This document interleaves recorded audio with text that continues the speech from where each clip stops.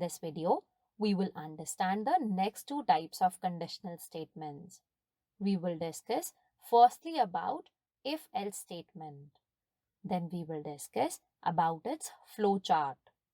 After that, we will see what if-elif statements are. We will also understand elif flowchart.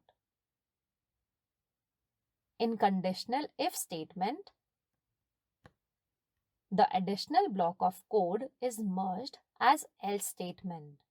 An else statement contains the block of code that executes if the conditional expression in the if statement resolves to 0 or a false value.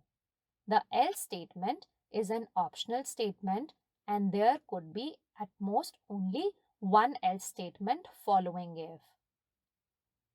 As shown in the flowchart, first the text expression gets evaluated.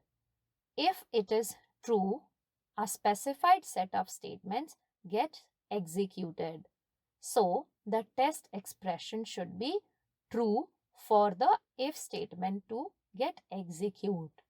However, if it results false, another specified set of statements gets executed.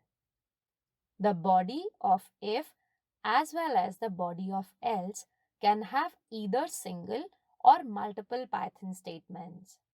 Here also, using indentation, we can specify the statements under if as well as statements under else. On either if or else gets executed,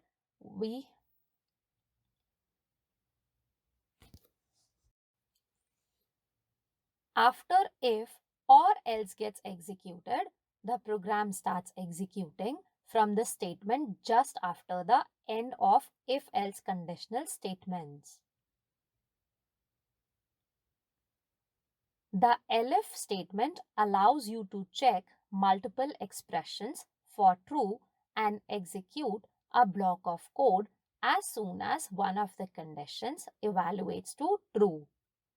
Similar to the else, the elif statement is optional.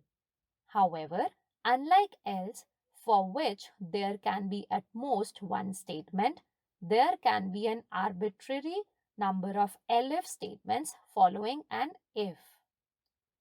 The else if statement in Python is represented as elif, where el abbreviates as else and if represents normal if statement.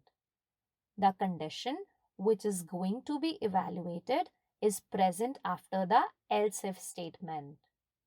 The colon is used to mention the end of condition statement being used. The code block which needs to be executed when the else if statement is successful is placed after the else if condition.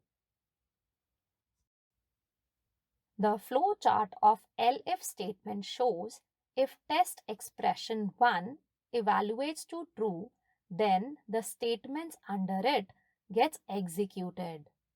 Otherwise, test expression 2 is evaluated. If the test expression 2 evaluates to true, then the statements under it, that is statement number 2, or set of statements under test expression 2 gets executed. Otherwise, test expression 3 is checked. We can have as many as test expressions as we want using elif conditional statement. Then, if test expression 3 evaluates to true, then statement 3 or the statements under test expression 3 gets executed. After that, if none of these gets executed, the else body gets executed.